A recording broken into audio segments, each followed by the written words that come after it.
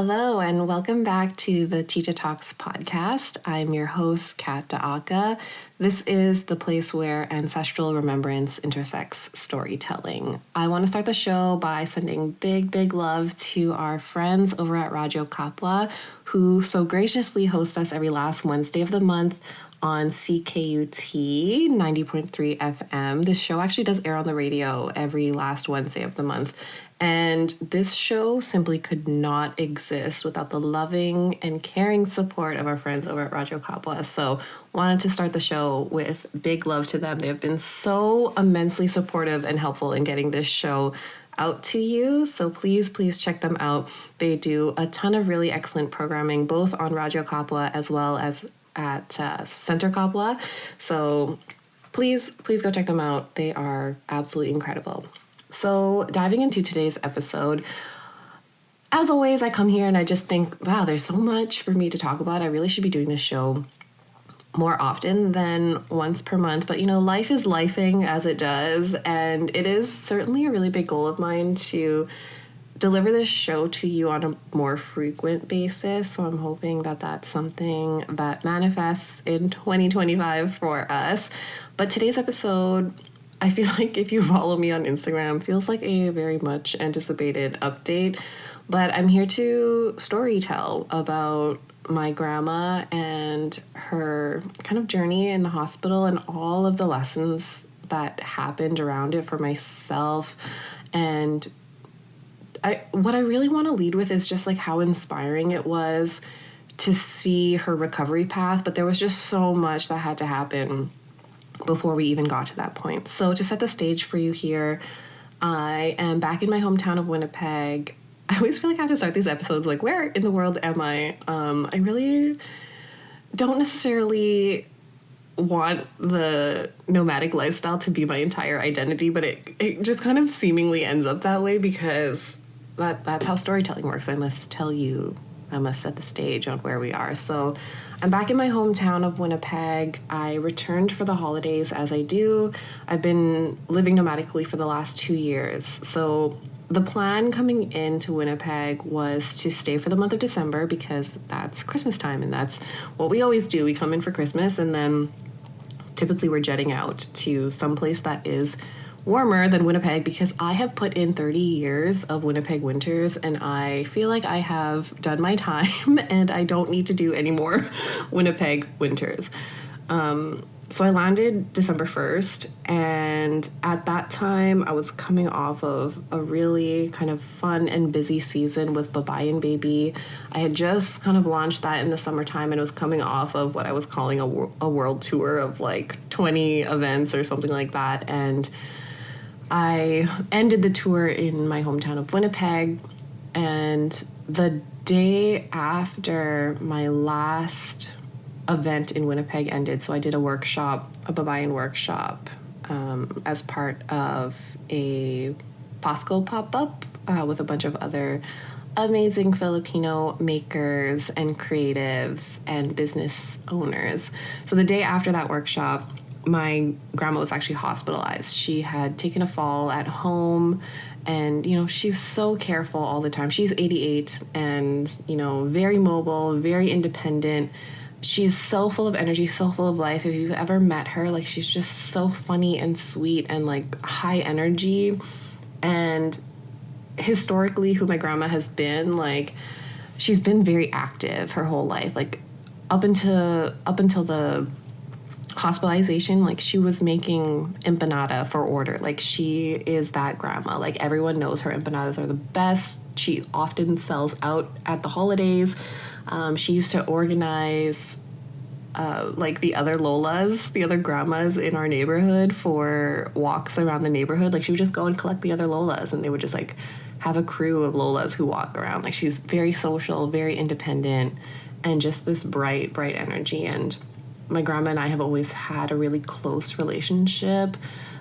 Growing up, I've just always been very close to my grandmas. Like, I'm very lucky that way that both the Lola on my dad's side and this Lola, the Lola on my mom's side, we have been very close. It might be some bunso thing where, like, I'm the youngest and that's the Lolas just see me and they're like, oh yes, I must take care of you, you tiny thing. Like, I've always just been the youngest in my family, both in my immediate family and throughout like all my cousins. So anyways, she went to the hospital. She took a fall at home, and we found out that she had fractured her hip and needed surgery to fix that. So she went to the hospital. The surgery went well, and there were, again, like, as we get into this episode and all of the lessons that came from it, it was just like a really heavy time because, again, my grandma is this bright, independent, lively person, and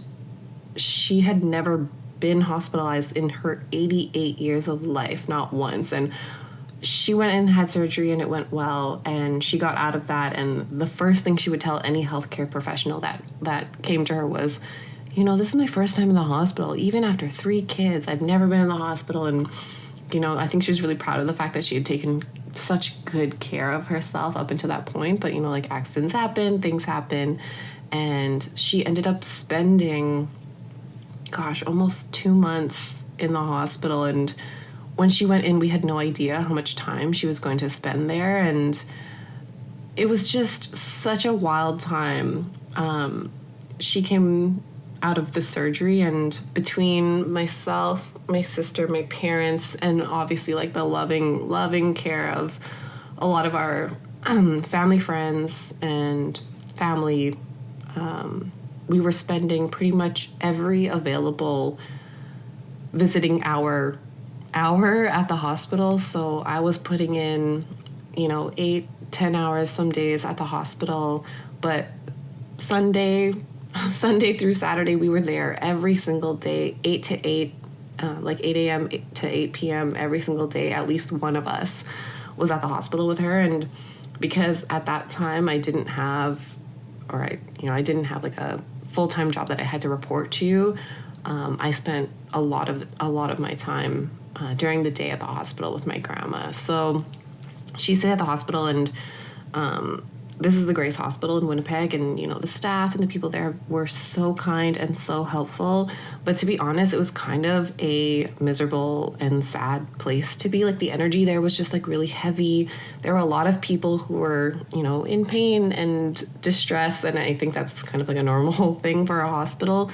But I think that the heavy, sad energy was something that was difficult to overcome. At the time too, we were navigating a lot of I guess, especially in Filipino families, like, we don't talk about our feelings. We don't talk about, like, we were really trying to put a strong front on for one another. And that's Nanay for us and us for Nanay. And the whole time that we were at the hospital with her, I was really trying to give Nanay the space to just feel sadness or feel grief or feel anger around things. I was just like, Nanay, look, there's literally nothing you could say or do or feel that would make me stop loving you. Like, regardless, like, I'm here for you, and like, we can just cry, or you don't have to be strong all the time. Like, yes, there will be moments where you need to be strong and you need to push through pain and work to get yourself out of here. But I also want to give space and allow you to be able to have these moments of, just let yourself fall apart. Like, we're not going anywhere. And I think it was a really, I don't know, it was, I feel so grateful to be able to be here exactly when my family needed me and exactly when Nanay needed me to be here, especially when I don't plan, like, I don't really plan to be here very long. Like, there was something very divine about the timing, because this could have happened at any time of the year. It didn't happen. She didn't fall and slip on the ice. Like, she fell inside at home. Like, it could have happened at any time of the year. And I do think that there's something divine about the timing and all of this. And again, I'm going to get into like some of the lessons here afterwards, but really just want to like set the stage for all of it. So yeah, she went to the Grace, and it was kind of sad and miserable, and she kind of took a turn in terms of, not really a turn, but I could tell her mental health was starting to deteriorate. She was losing a lot of hope. She wasn't really responding to physio anymore. Like, they had given up on her essentially. And I don't want to like speak poorly on any of the people that any of the professionals there at the Grace, but I think that that's just a result of the system. Like, if you're not progressing the way that they need you to, they just simply have to move on because there's not enough resourcing. There's not enough people to help everyone. So they kind of just gave up on her because she wasn't progressing. Like, she wasn't walking on her own. She was very dependent on the physio staff, as well as, assisted like machinery to help her get around. So yeah, they kind of just gave up on her. I could tell that like Nane was giving up on herself. The part that I think is really difficult too is, she's 88. Like, she's lived. She doesn't need to do anything else. And I, like, there's nothing left. There's nothing left to prove to anybody. Like, you've lived. You're 88. And I think Nane really, really knew that. And, there were some really sad and hopeless times where she was, calling out for her mother, which, if we even just get into that, it's such a beautiful thing, beautiful and sad thing to witness, because as a kid, as a grandkid, you look to your parents, you look to your mom and grandma as like these all-knowing, all-caring, all-loving beings. And when they're in a tough spot, they're also looking at their moms for the same kind of support. Oh my God, I'm getting misty-eyed, obviously, because I just cry all the time, but I'm getting misty-eyed talking about this because she was just so sad and so run down, I think, by that point. And she was just kind of ready to throw in the towel. She was just like, I don't want to live anymore. Like, I'm in so much pain. What is the point of this? Like, and I don't blame her. I really don't. And I think I'm also one of the people in her life at that time that was kind of just like, hey, like, you have permission to feel however you want. Like, again, whatever you do, whatever you feel, like, I'm not going anywhere. Like, you can share that with me and I can help you carry that. So we got to the point at this hospital stay where they were preparing for her to go home, but not because she was at a place to discharge where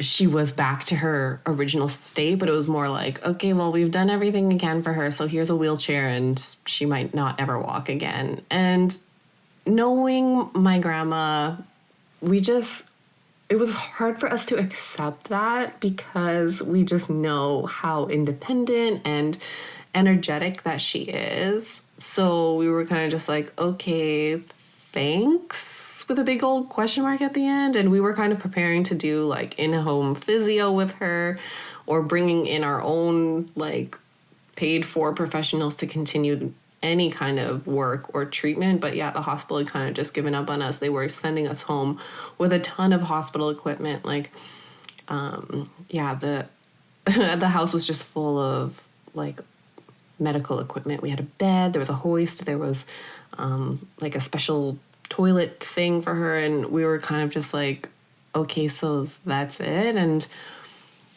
there was a real kind of 180 moment in Nana's story where we got to this very hopeless point of like, okay, so I guess that's it. I guess we're just going to go home and she's not going to walk and we're just going to have to figure it out. And one day a nurse came, or maybe a healthcare aide or some health professional came to Nana, and I think at that point she was kind of sick of us, like sick of us trying to motivate her. Again, we had been there all day, every day. We're getting to like the week 5 point at the Grace Hospital. So like, she's had enough. The hospital is just like a miserable place to be. It's so sad, and again, the energy is like really heavy.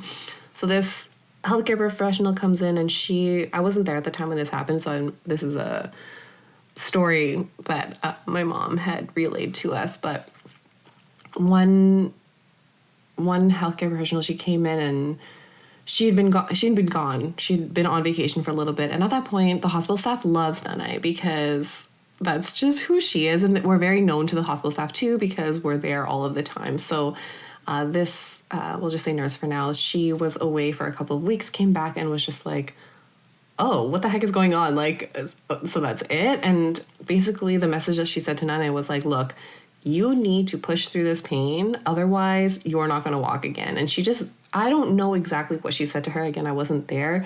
But something in Nana just flipped. Like, she gave her the tough love or the message or something that she needed to hear. And that was it. Like, she just literally started walking the next day. Like, we thought she wasn't going to walk, but they put her in a walker and she literally just started walking the next day. And it was incredible. Like, the turnaround was incredible. She was walking with a walker, which she hadn't done the whole time that she was there, 5 weeks. And she was walking, like, first day was to the bathroom, next day was to the reception stand.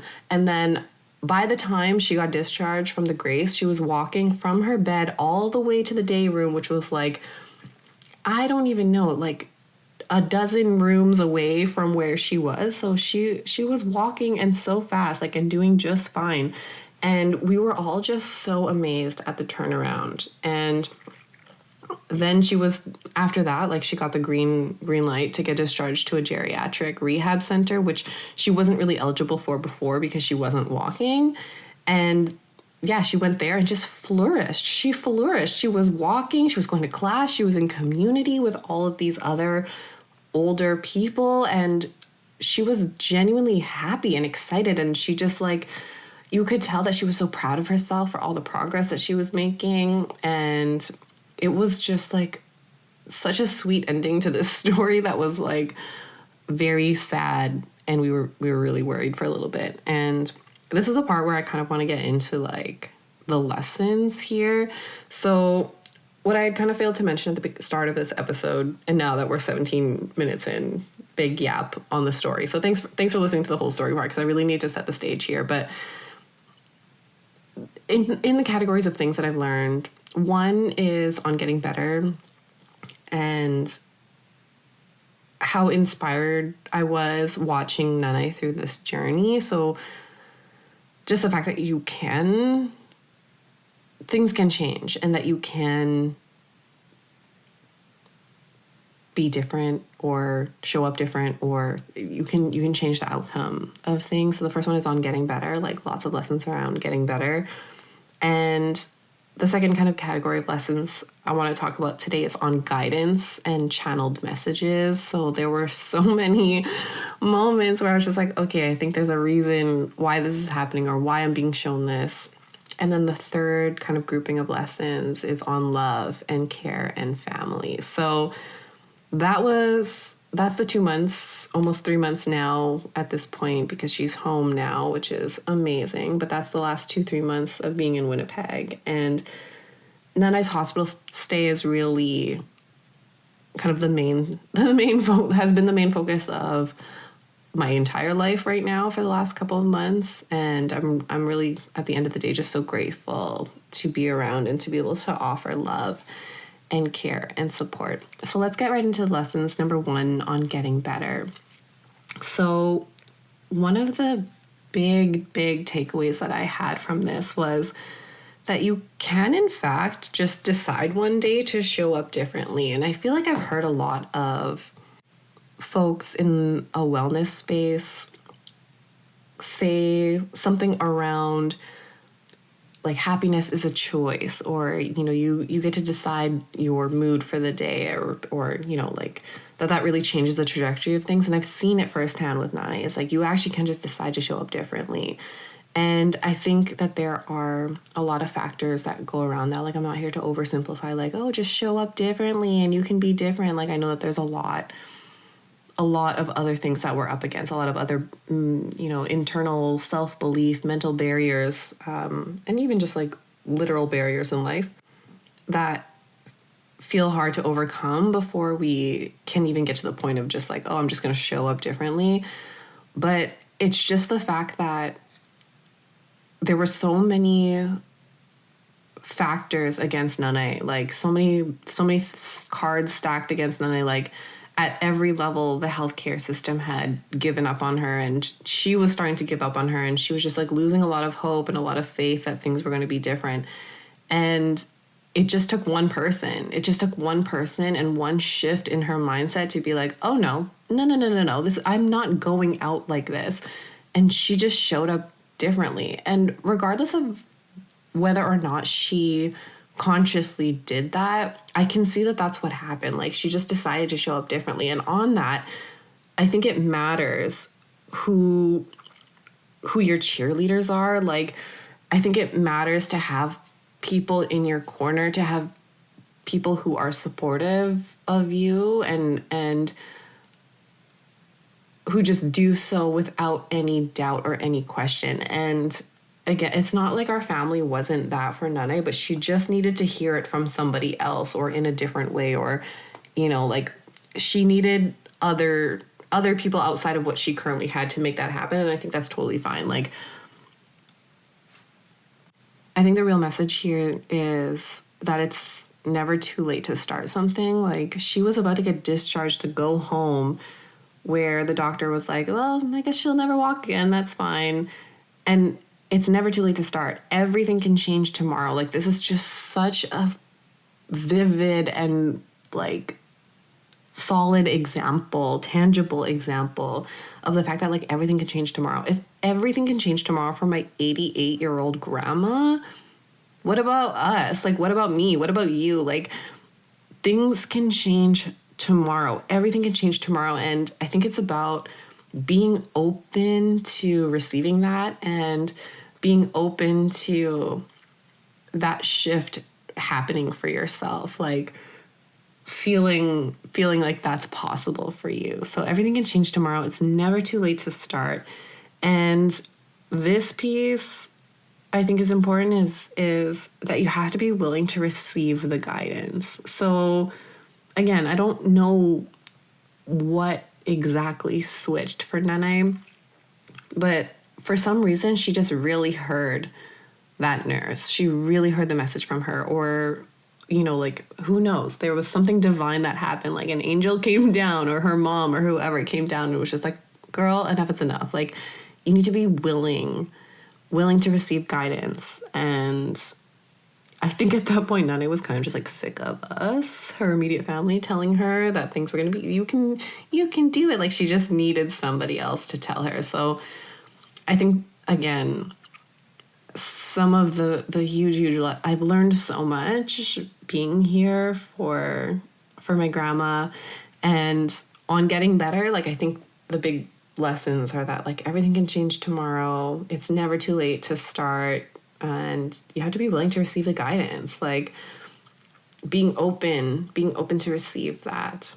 The last point I want to say on getting better is that I think the environment really matters, and who you surround yourself with matters as well. Like, Nana didn't get a choice of what hospital she ended up at. And again, not to speak poorly on any singular person that's at the Grace Hospital, but system-wise, like, it was really hard to be there. Like, I don't know anything about healthcare, so please do not come for me, but you could tell the ratios were bad, and it made the patients somewhat miserable, and a lot of them were kind of sad, and, like, there would be times at the hospital where, like, people are yelling because they're angry. Like, there was just an aggressive kind of angry energy in there.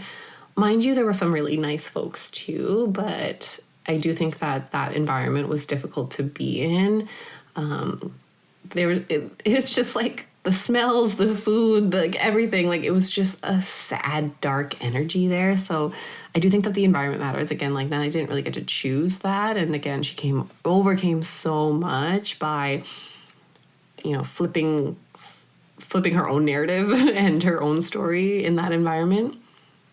But the reason I'm bringing this up now is because when she got transferred to the geriatric rehab center at Seven Oaks, everything changed. Everything changed. She was in community with other older people. She was taking classes. Oh my gosh, I can't believe I didn't mention this, but, like, twice a day, Nana's whole job was to go to class, and the class was for sitting. It was so sweet, so wholesome. But yeah, she had so much support there. There was a light and bright energy there when I went to go visit her. We didn't stay with her. At the Grace, we were there for 12 hours a day. We would literally just drop off food for her in the morning, be like, all right, kid, have fun at school today. Like, we just left her there and she was totally fine. She was happy. She was sleeping through the night. She hadn't had one good sleep when she was at the Grace Hospital. And it was just such a wild 180 shift. So the environment, I think, really matters. Surrounding yourself with people, again, like she didn't really get to choose. At the time, I had really advocated for my grandma to get transferred to Seven Oaks over the other geriatric rehab centers, but it wasn't even about the facility. Like, I didn't know anything about it. It was just because it was close to home for us.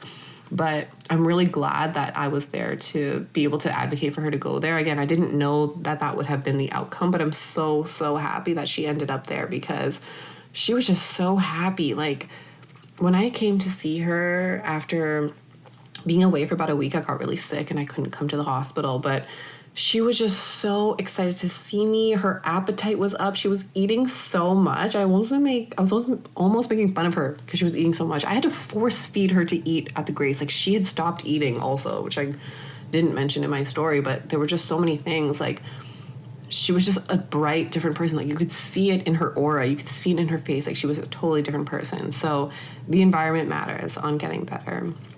Moving on to number 2 in groupings of lessons learned here. One of the big lessons that I have in this experience is on guidance and channeled messages. So that's kind of the second grouping here, guidance and channeled messages. So again, I've been gone for about 2 years and I don't spend more than 3 or 4 weeks in Winnipeg at a time. That's like really the max in the last 2 years. So at this point, I hadn't really planned to do that this time around. And sometimes Ancestor calls you back for reasons that you don't understand as it's happening. And 3 months in my stay at Winnipeg, in retrospect, I'm already looking back at it now, and it all feels very clear. It all feels very, very like, oh, wow, they really needed me to be here to learn some things, which at the time I was very annoyed about, but happy to have had those lessons now. So truly, I just really think, like, when you're called to slow down and literally go home, like, listen to the call. I think that there were a lot of things that I'd kind of been running from for so long, like for 2 years, and I was just really forced to sit with them over the last almost 3 months that I've been here. And the last year has been somewhat challenging for me. At the end of, so this is, at the time of recording, this is the end of February 23rd in 2025, and I had been laid off from my job at the end of 2023. So I actually spent all of 2024, an entire calendar year, not working in a corporate job. And, you know, I had been very intentional about my time off, and, you know, a new corporate job just didn't pan out for me. And I was, you know, working on my own projects, but I felt a certain, you know, getting to the end of the year, I felt a panic. I felt really lost. I felt I was lacking. I don't think I'm lacking purpose. I think I have a lot of soul-led purpose. There's lots of things I want to do in community, but I had a hard time showing up for myself in a way that brought structure and action towards that purpose. So it wasn't a lack of purpose, but I think almost in my day-to-day operations, for lack of a better word, I was lacking purpose there. So not like in a soul kind of way, but in a, what does my day even look like? And it had just gotten to the point, like a whole year of fun employment, if you will, is I've never done that in my life. And when the year started, I was kind of like, okay, well, you know, I've never collected a government check before. I've never been unemployed. Let me just lean into this season. And I have no regrets about how I spent the year, to be honest, because things have really turned around in my time in Winnipeg, even just in the last couple of weeks. And that'll be an episode for another time, but your girl's feeling really good. Your girl is feeling really good. I have so many projects and things that I want to talk about, and I can just tell that things are aligning for me because I'm coming at them with this more decisive energy. And I think it really did take coming home to clean house, I guess, if you will. My time in the hospital with Nana, again, some of these really long days, like 8-10 hours. I haven't gone to a job. I haven't sat at a desk for 8 to 10 hours. I can't tell you when. It's been so many years since I've done that. And even just that required set time that I needed to be at the hospital, it gave me a sense of structure that I felt like I was missing. And mind you, going to the hospital is not the thing that I wanted to do. But what I found happened was I would spend the 10 hours at the hospital, come home and be like, okay, well, I only have 3 hours before bedtime. Like, I need to do a workout. I need to do this thing for my project, and I need to go to bed at a decent time because I'm doing it all again tomorrow. Like, the time crunch made it more, it just made me value my time differently. I think when there was a lot of open space in my time, I just wasn't valuing it the way that I probably could have or should have been, because it just felt like, oh, well, there's time later, or I can do it later. Like, there was always later. And I've really been sleeping on myself. I've really been disrespecting my projects and my goals. And again, mind you, I really needed that slow time.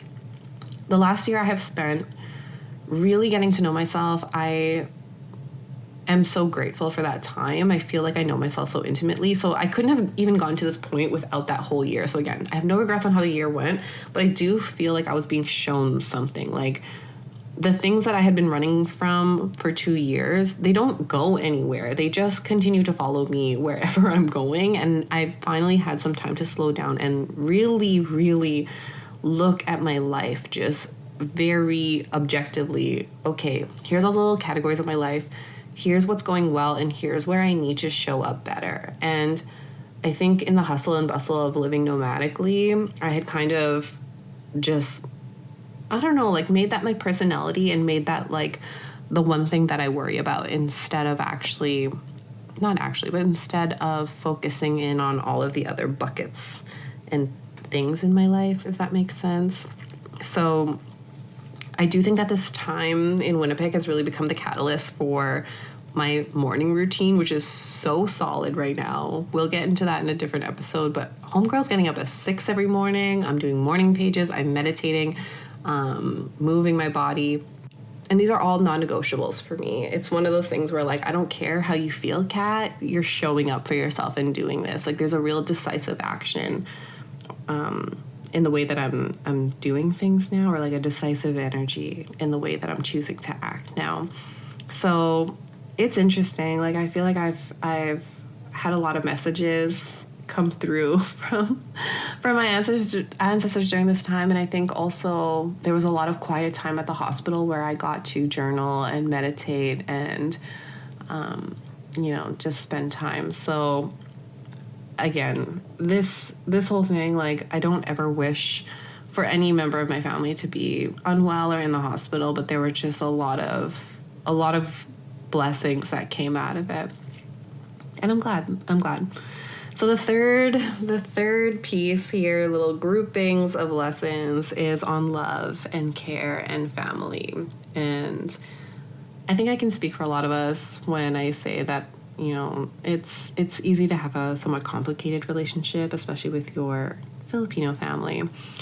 And, I've already alluded to the fact that my Nana and I have a really close and loving relationship. We always have. But I have found that over the years, pandemic, post-ish pandemic, that our relationship has been less close, of course, because I used to live at home with my grandma, so that's one thing.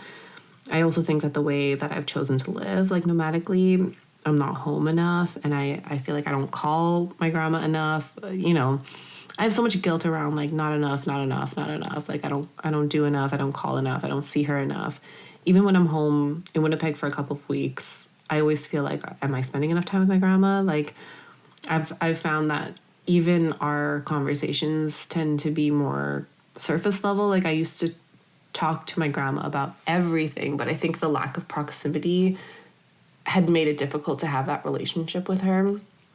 So when I was in the hospital with her, it was the first time in a long time that we had spent like dedicated long periods of time like that. And mind you, like, it's not like we were having these rich or lengthy conversations together. Like, she busy, she recovering. Like, of course I was there to talk and like take her mind off things, but it wasn't like that. But we were spending a lot of time together. And one of the things that I had written while she was in the hospital was, and really felt it. I still really feel this today too when I come by. Like, my grandma's home from the hospital, but she still does require some level of home care. So I will go over for the occasional babysitting shift, but it's not as intensely as she needed me before.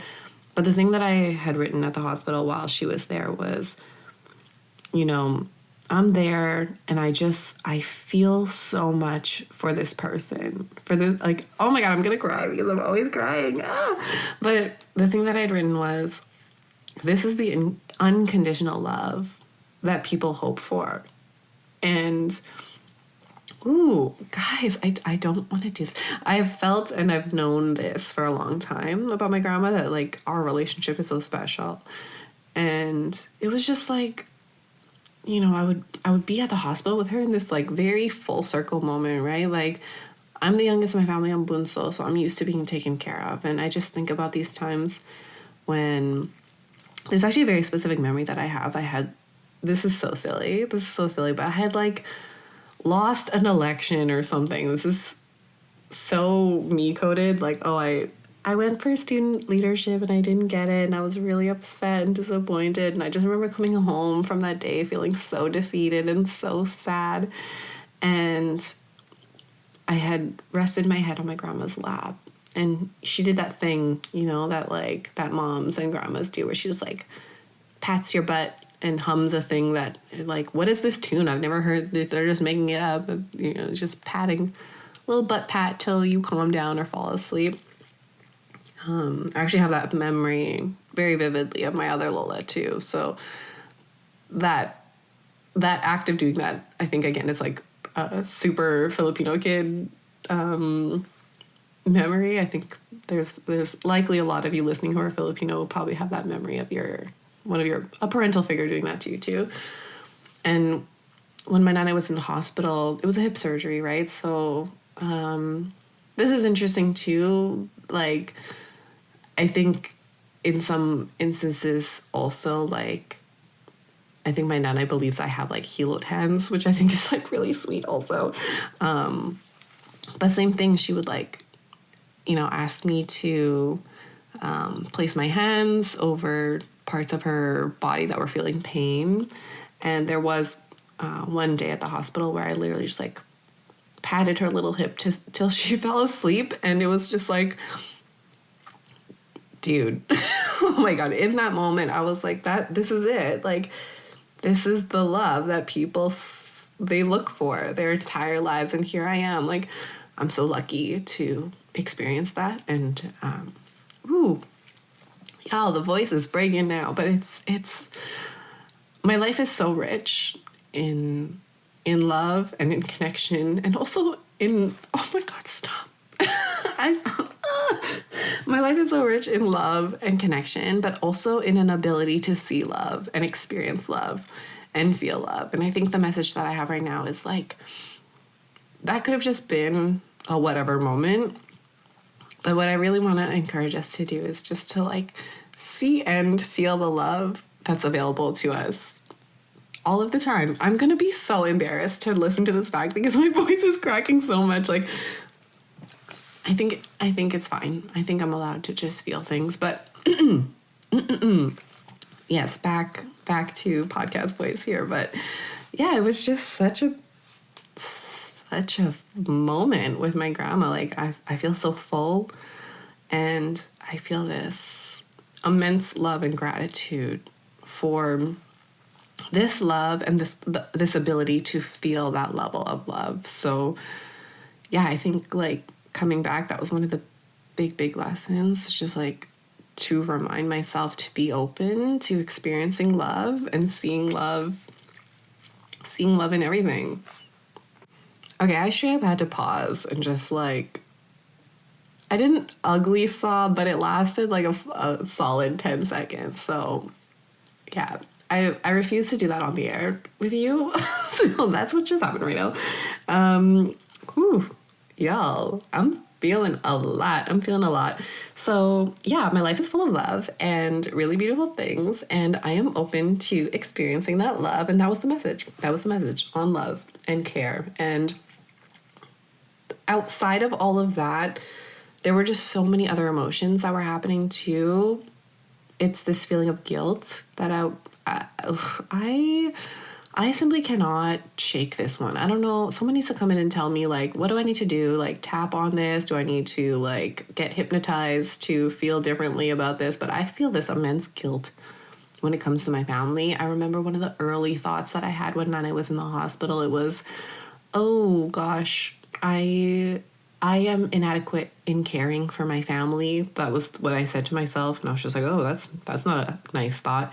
I felt like no matter what I do, it's not enough. That I don't know how to show up in a way that fixes this. And I think I was really bent up on wanting to solve what was happening, which I don't think was really helpful at the time. But I just felt this guilt around, like, okay, I feel like no matter what I do, my level of care is not enough. And I think everything that I just talked about, like this moment of care and love and whatever, it's not whatever, this moment of love and care and like feeling unconditional love and offering unconditional love, it kind of melted away all of that guilt, where it's just like, okay, we all have a part to play, and that happens to be my part, and I can just stand on that. Like that's who I am here in this scenario, and I don't need to be everything to everyone or everything to my family. Like, I can just have peace in being able to show up the way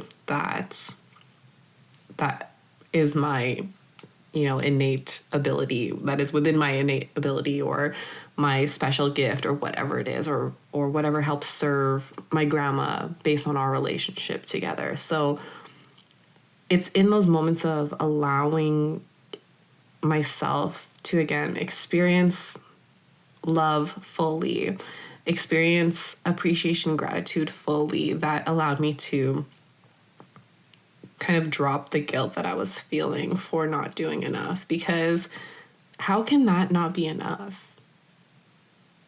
Right? So that helped mitigate that. So that's, just that lesson. I just learned that lesson. I really did bury the lead on that one. That was really, big one. That was a big one. And lastly, on love and care and family is, there was such an outpouring of support and love from my friends and family around me, but then almost this like extended community of people that I'm not like actually super close with, but are watching me from like a parasocial lens of like what they know of me on Instagram. And there were just so many messages of support. And I think the lesson that I'm taking from that there is like, I had talked earlier about this, invitation to feel love in all of its forms. And that was just like another manifestation of that. Like, even in the ways I cannot see, even in these fully unseen ways, there are people out there in the world and outside of that too, who are Care Bear rainbow out of the belly, like sending love and care and support my way, even if I don't know about it, even if I can't see it. And I know that that's true because I do that for other people too. Like, I am one of those people who go for a morning walk and I am straight up like Care Bear rainbow out of my belly, sending love to people as I'm walking past them on the street. I don't know if that's like a normal thing. I don't care. That's what I do. So I know that that exists, and I really felt it in the last little bit. So I'm very grateful for that. So yeah, it's been a wild couple of months. I did not expect to be in Winnipeg for as long as I am, but I'm very grateful to be here. And I'm also really at peace with the fact that I am here. Normally, I'm feeling a lot more antsy and anxious about it, but I do feel a lot of peace around being here. And I think again, it is through the love and support of my family and friends. I've spent so much quality time with my family and my friends while I've been here, and it's been really grounding for me. And yeah, this time with Nani, like, I'm so proud of her. I'm so proud of her. She has overcome so much, and this story to me is so inspiring of like, oh, I'm just going to show up differently. And I think that those are, again, in the big lessons on getting better, it's like, it's never too late to start. Everything can change tomorrow. You can decide to show up differently. Too, on guidance and channeled messages, like, sometimes you're called to go home literally. When you're called to slow down and literally go home, listen. There's something that you're being called to learn or experience, and that's really important to be open to hearing that. And lastly, on love and care and family, being open to experiencing love and allowing it to come in all of the ways, that I can't see, all the ways that I can see. So I have talked enough.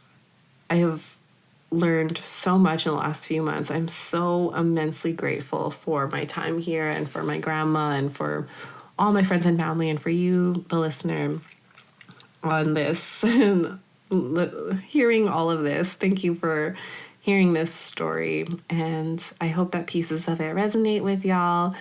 And yeah, I'm excited to share more about what has also been a result of all of this learning. Like, I feel like I'm in a really good space right now to create, so I think you should expect to see me a little bit more frequently. So as always, catch the Tita Talks podcast on Radyo Kapwa at the end of the month, every Wednesday, last Wednesday of the month. And I love y'all so much. This episode was a lot more heartfelt than I had expected, but thank you for being here. Thank you for always being here. Love you, and I'll see you at the next episode.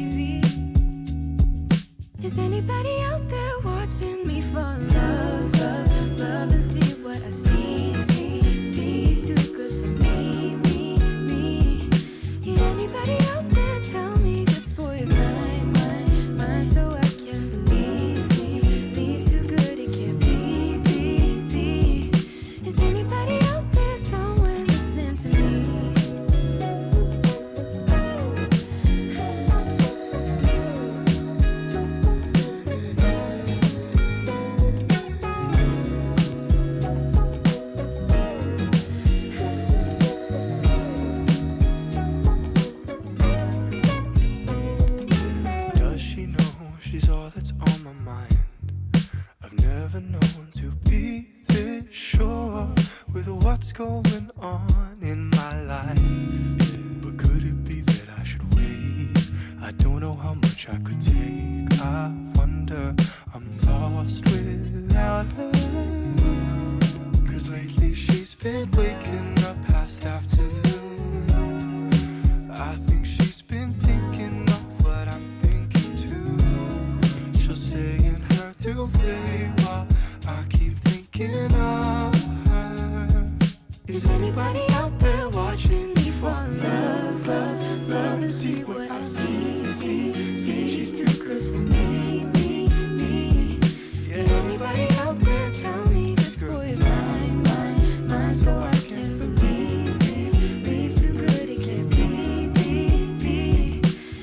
anybody out there somewhere listening to me.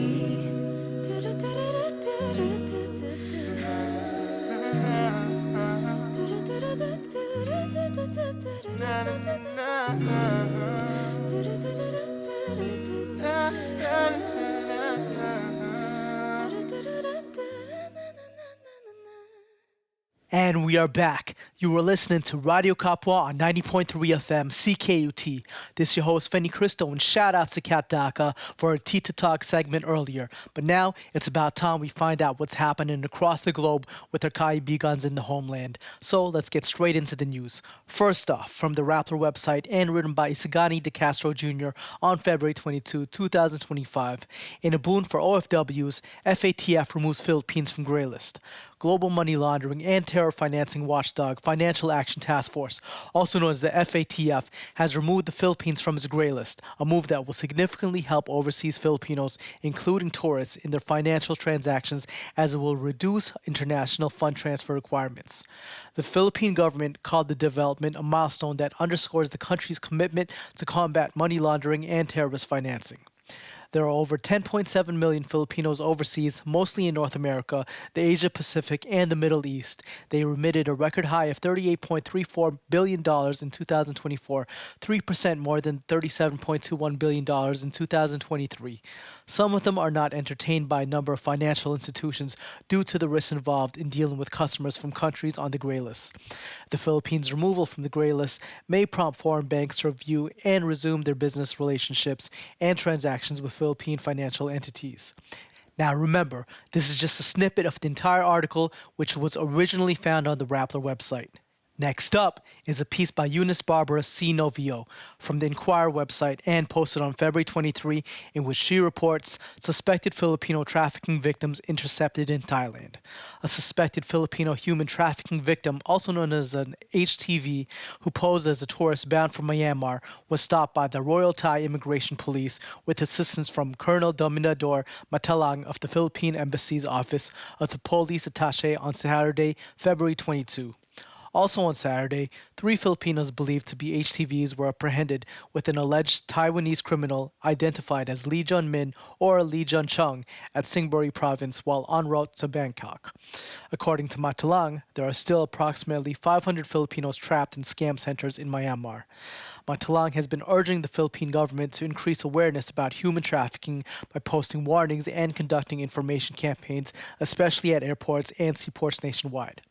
Like the first news item, this piece is just a sample of the full story, and if you would like to access the original articles, you'll find the links within this episode's description on YouTube or the CKUT website, or you can search for it on the Rappler and Inquirer official websites. Okay, next up will be the community announcements, but before we get to those, my clock says we should take a small break, so I'll catch y'all in a few. You're listening to Radio Kapwa on 90.3 FM CKUT, broadcasting every Wednesday from 2 to 3 p.m. Don't go away. Alright, we've returned from commercials, and if you're just tuning in, you are listening to Radio Kapwa on 90.3 FM CKUT.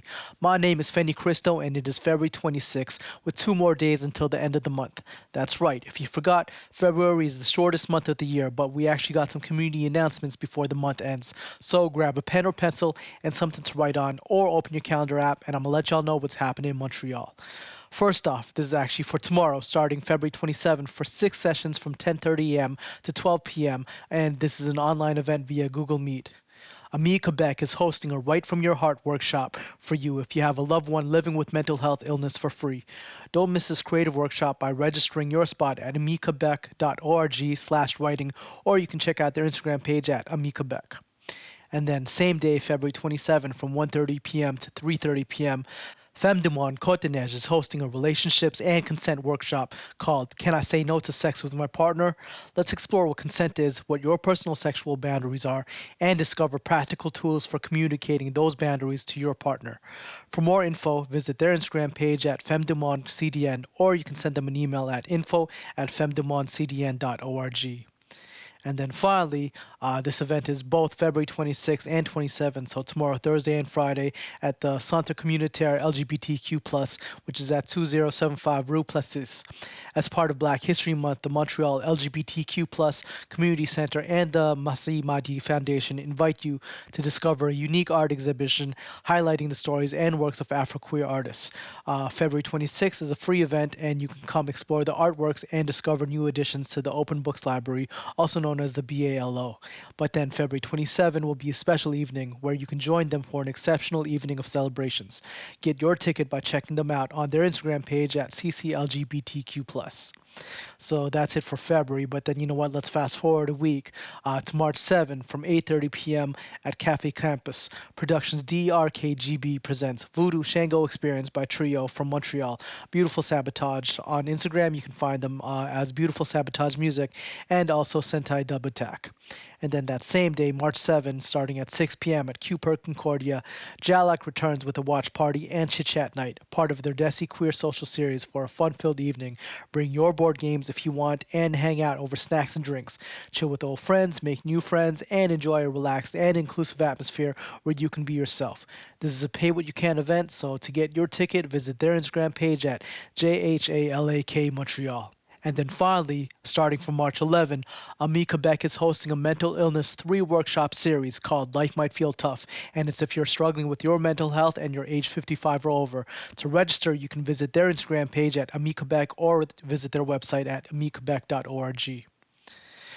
Wow, we're about to go into March? Yeah, so maybe it's just me, but 2025 is flying by fast.